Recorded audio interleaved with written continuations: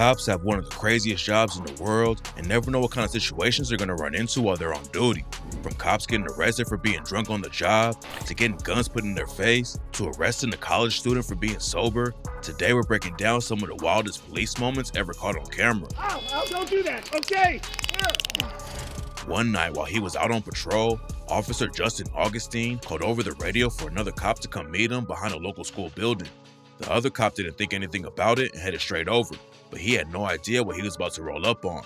When the other cop got to the scene, he saw that Augustine's patrol car had been completely smashed up on the other side. He had no idea what was happening and asked Augustine what went down, and he definitely wasn't expecting the answer he got. Officer Augustine told him, "I was trying to take a piss."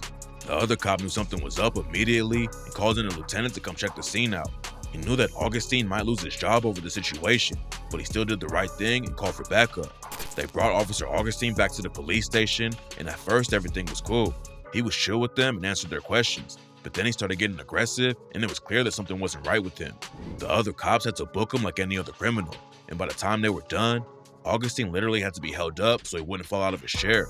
After the other cops processed everything, Augustine resigned from the force and got hit with a year of probation, 177 days of suspended jail time, a fine for $300, and 3 days in jail. Nobody expected to roll up and find another cop drunk on the job, but it's nothing compared to this next situation.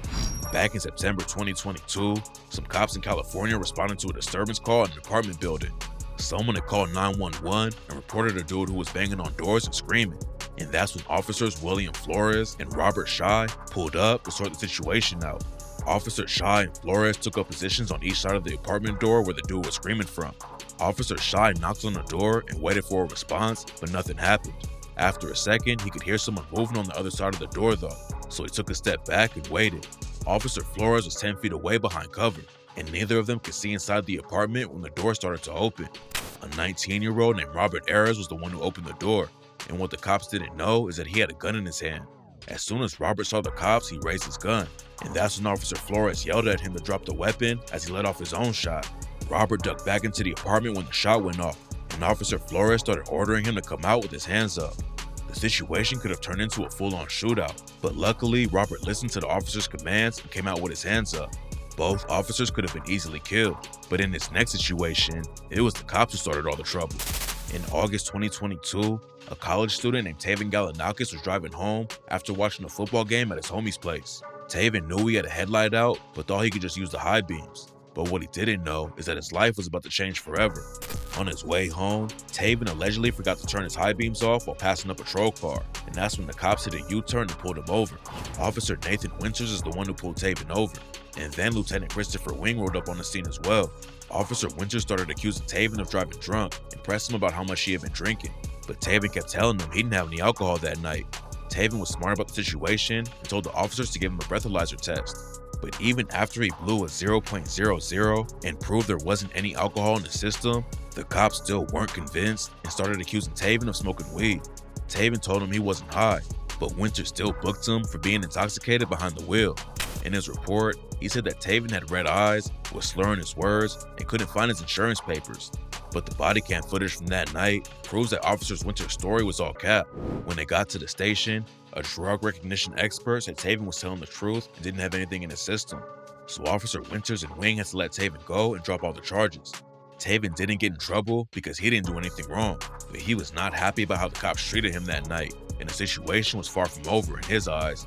After he got home, Taven was able to get the body cam footage from his arrest and posted it online. The video went viral and racked up over 1 million views.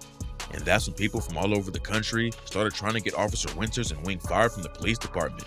The situation got so heated that the chief of police and mayor had to get involved, but they only made it worse, and the mayor got a lot of hate, especially after he told a reporter that he, the city administrator, the police chief, the police command staff, and the city attorney had each reviewed the incident and concluded the traffic stop was handled according to police departmental policy and according to the law.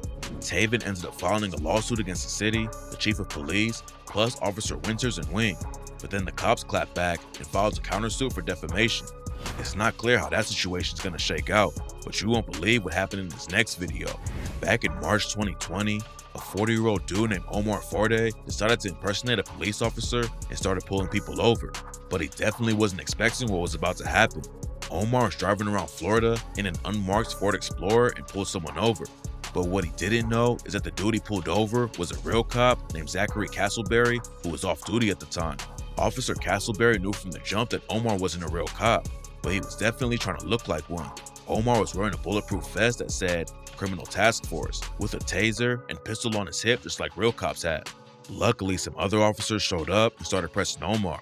Omar said that undercover officer Castleberry had passed him driving too fast and that his car was dancing a little bit, so he thought he was driving drunk. But Omar denied that he pulled Castleberry over. The real cops let Omar go so they could talk to the district attorney about how to handle the case.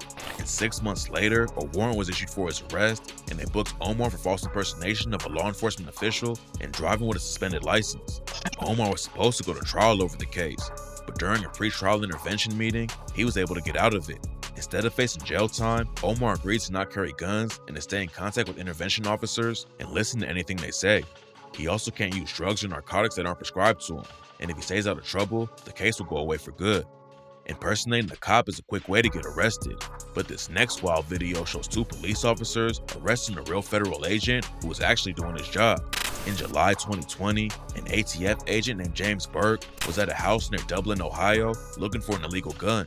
Agent Burke has been with the force for 16 years, and that day was supposed to be normal like any other.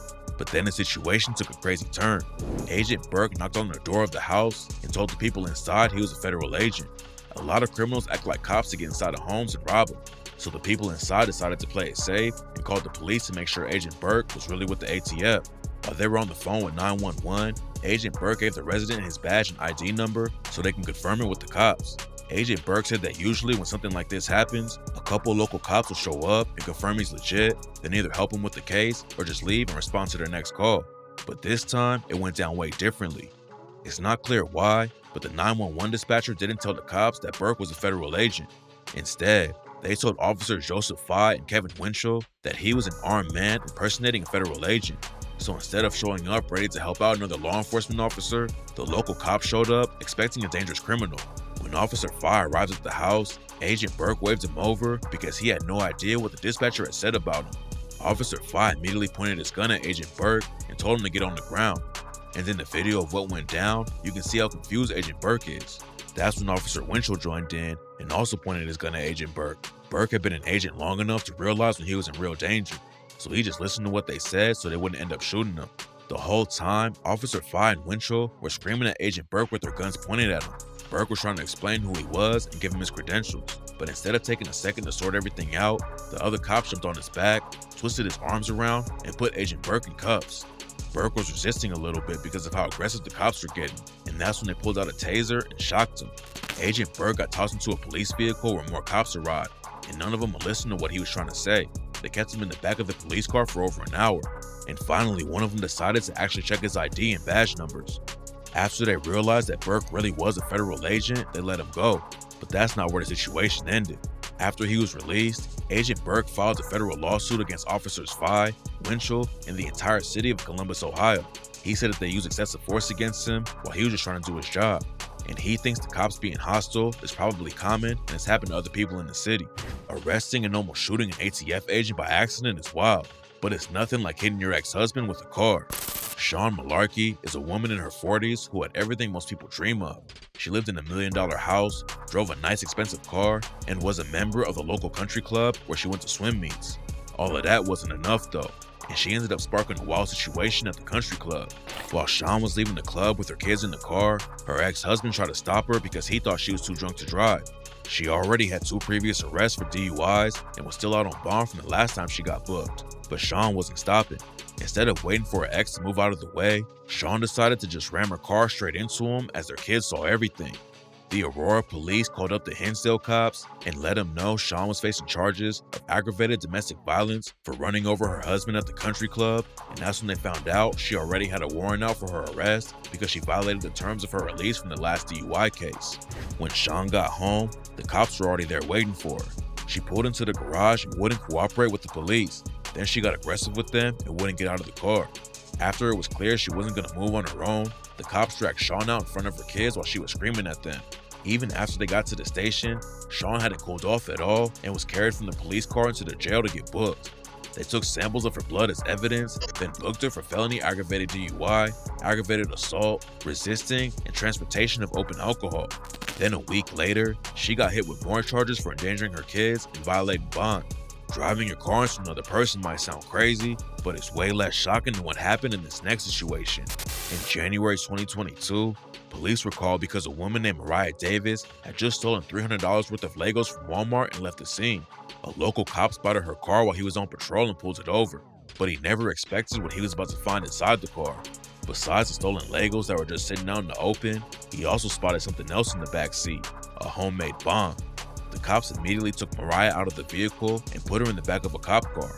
And that's when she told him that her boyfriend Zane had built a bomb and left it in her car. And while the cops were trying to figure the situation out, Zane walked up to him on foot. Zane told him he built the bomb to blow up watermelons. So the cops immediately booked him for manufacturing an explosive device and called in the bomb squad for backup. They had to shut down the roads for hours while they tried to figure out how dangerous the bomb really was. And eventually they announced the situation was all clear. Zane ended up pleading guilty to unlawful manufacture of a destructive device and got hit with time served and a 3-year supervised release, while Mariah got off easy with a petty larceny charge.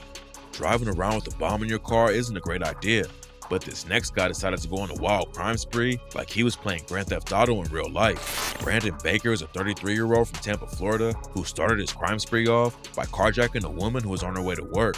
He forced her out of her car and sped off from the scene, and just a few minutes later, he was already committing another crime. The cops received a call that Brandon had broken into someone's house and forced someone inside the crib to get into the stolen car. But before he was able to get in and drive away again, the victim hopped out of the whip and ran away on foot. By the time the police got there, Brandon was already gone. They ended up finding the stolen car nearby, but Brandon had just left it there and wasn't around anymore. By that time, he was already driving away in a box truck he had just stolen. But what he didn't know is that the truck had trackers on it, and not before long, the cops were right behind him. Brandon tried to get away and ended up smashing a lot of cop cars during the chase, and he even drove on the wrong side of the highway and almost killed a bunch of people with the truck. Eventually, a cop was able to stop Brandon by hitting the truck with his police car, and Brandon took off running to escape. But as soon as he hopped out of the truck, another cop car came speeding through and hit Brandon. He flew through the air and hit the ground hard, and that's when the cops were finally able to surround and arrest him.